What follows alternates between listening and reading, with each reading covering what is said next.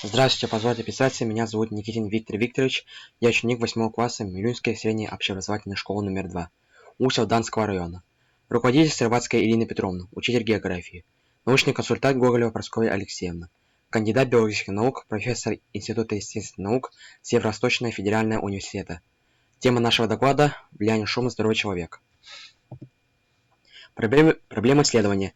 Видится в необходимости знания учащихся нашей школы о вредном воздействии шума на организм. Цель проекта – выявить уровень шумозагрязнения в школе, влияние его на здоровье и работоспособность учащихся и учителей. Задачи. Первое. Изучить и проанализовать научную литературу по проблеме исследования. Второе. Провести практические исследования по определению шумозагрязнения в школе. Третье. Провести анкетирование учащихся и учителей, влияние школьного шума на самочувствие. Четвертое. Измерить уровень слуха учителей и учащихся.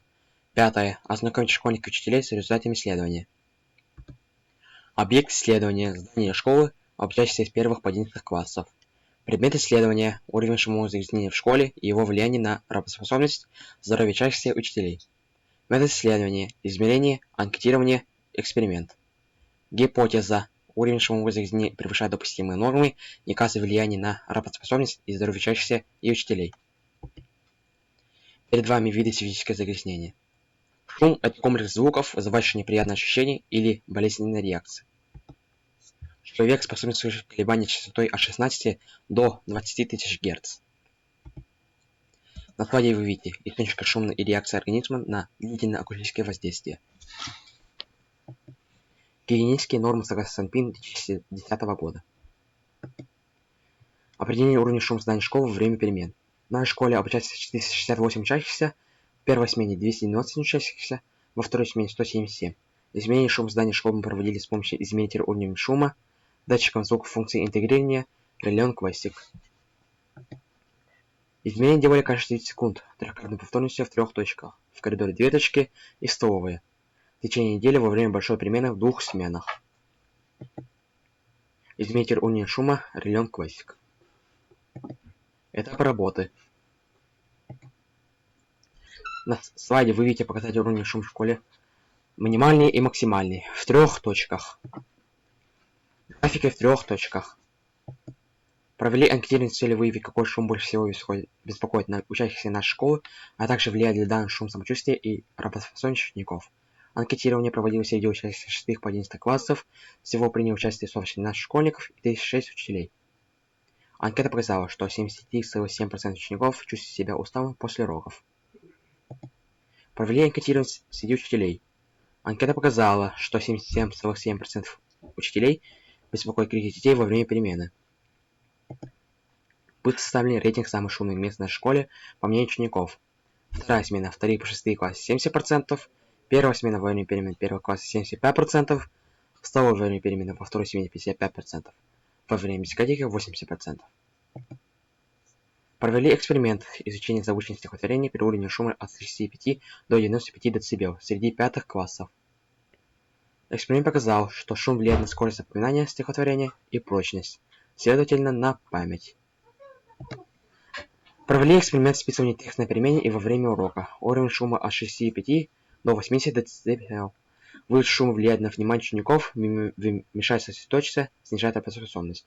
И как следствие влияет на успеваемость. Изменение слуха с помощью теста High Frequency среди учителей. В эксперименте участвует 40 учителей. Ключ теста от 160 до 70 дБ норма. От 60 до 40 дБ начинается тугоухость. От 30 до 0 дБ начинается или наступает глухота.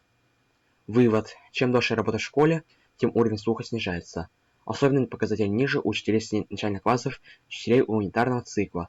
Одной из причин снижения слуха может быть постоянный шум в школе. Кроме того, могут повлиять на уровень слуха возраст, наследственность и хронические болезни. Изменение слуха с помощью теста High Frequency среди учащихся. В эксперименте участвует 190 учащихся с 5 по 10 классы. Эксперимент показал, что средний учащийся слышит звук от 81,2 дБ. 14 учеников слышат звук от 65 дБ. Это 6,6% учеников выбрали причины понижения уровня слуха. Участники эксперимента ответили на вопросы анкеты. Первое. Сколько времени используется наушник, чтобы слушать музыку? Второе. Как ты думаешь, вреден наушник при долгом использовании? Анкета показала, что 14 учеников, это 65 дБ слуха, слушает музыку через наушник в среднем более 10 часов. Все участники эксперимента понимают вред долгого ношения наушника. Вывод. На понижение слуха может повлиять долгое ношение наушников. Уровень слуха может понижаться. На таблице вы видите изменение слуха с помощью теста High Frequency среди учащихся по класса. Вывод. Начали работать о том, что в школе уровень шумового загрязнения превышает допустимые нормы и оказывает влияние на работоспособность и здоровье учеников, и их самочувствие подтвердилось. В ходе проведенных измерений было установлено, что уровень шума зданий школы во многих местах превышает допустимые нормы, что оказывает отрицательное воздействие на органы слуха и психологическое состояние человека. Проведенный эксперимент среди учащихся выявил негативные влияния на шум, на скорость запоминания стихотворения и прочность. Все это на память. Шум влияет на внимание учеников, снижает работоспособность и, как следствие, влияет на успеваемость. Постоянное слушание музыки через наушники приводит к постепенному снижению слуха.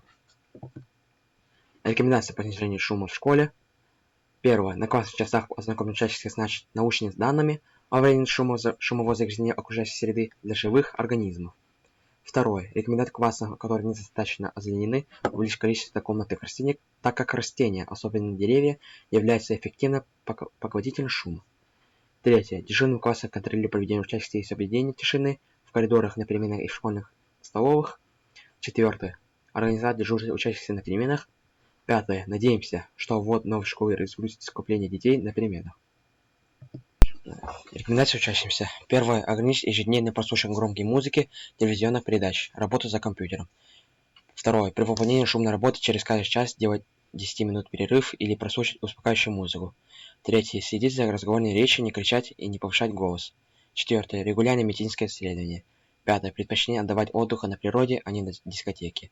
Шестое. На дискотеку учащихся постараться находиться подальше от акустических колонок, периодически отдыхать от шума, выходить из помещения. Седьмое. Применение средств защиты от шума. Наушники из шумоизолирующих материалов. Спасибо за внимание.